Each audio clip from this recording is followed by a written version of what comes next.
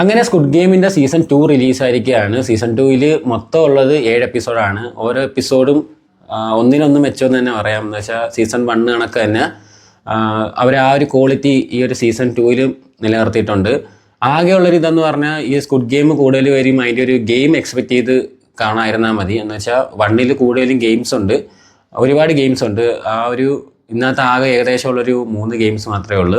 ആ ഒരു ഗെയിംസ് മാറ്റി വെച്ചിട്ട് നമ്മൾ സീസൺ 1 കൊണ്ട് നിർത്തിയില്ല. ആ ഒരു ക്യാരക്ടർ മാത്രം രക്ഷപ്പെട്ടിട്ട് പുള്ളി മൊത്തത്തിൽ ആ ഒരു ഗെയിം സ്റ്റോപ്പ് ചെയ്യാൻ പോകുന്നതാണ് നമുക്ക് 1 കാണിച്ചത്. ഈ സീസൺ 2 ഒരു തുടക്കത്തിൽ തന്നെ ആ ഒരു ക്യാരക്ടർ ഈ ഒരു ഗെയിം സ്റ്റോപ്പ് ചെയ്യാൻ വേണ്ടി നടത്തുന്ന കുറച്ച് പ്രിപ്പറേഷൻസും കാര്യങ്ങളൊക്കെയാണ്. പിന്നെയാണ് ഗെയിമിൻ്റെ ഉള്ളിലോട്ട് പോയിട്ട് പിന്നെ അവിടെ നടക്കുന്ന കുറച്ച് ഒരു 2-3 ഗെയിംസ് മാത്രമേ ഈ ഒരു സീസൺ 2 കാണിക്കുന്നുള്ളൂ. പക്ഷേ ഇറക്കിയ എപ്പിസോഡെല്ലാം കിട്ടുന്ന സാധനമാണ്. എനിക്ക് ആകെ തോന്നിയ ഒരു പോരായ്മയെന്ന് പറഞ്ഞു കഴിഞ്ഞാൽ ഇതിനകത്തെ ഒരു ക്യാരക്ടേഴ്സിൻ്റെ ആ ഒരു കണക്ഷനാണ്. നമുക്ക് 1 നമുക്കറിയാലോ, ഓരോ ക്യാരക്ടേഴ്സും അവർ മരിക്കുമ്പോൾ തന്നെ നമുക്ക് ആ ഒരു മരിക്കരുതെന്നുള്ളൊരു ഫീൽ, ആ ഒരു കണക്ഷൻ, ഇമോഷണലായിട്ടുള്ള കണക്ഷൻസൊക്കെ ഉണ്ടായിരുന്നു. പക്ഷേ സീസൺ 2 വരുമ്പം ആര് മരിച്ചാലും നമുക്കൊന്നുമില്ല. അത് കണക്കുള്ള ക്യാരക്ടേഴ്സൊന്നും ഒരു രസമില്ല സത്യം പറഞ്ഞാൽ. അത് ആകെ എനിക്ക് തോന്നിയൊരു കിടിലൻ ക്യാരക്ടർ എന്ന് പറഞ്ഞാൽ താനോസ് എന്ന് പറഞ്ഞ ഒരു ക്രേസി ആയിട്ടുള്ള ക്യാരക്ടർ.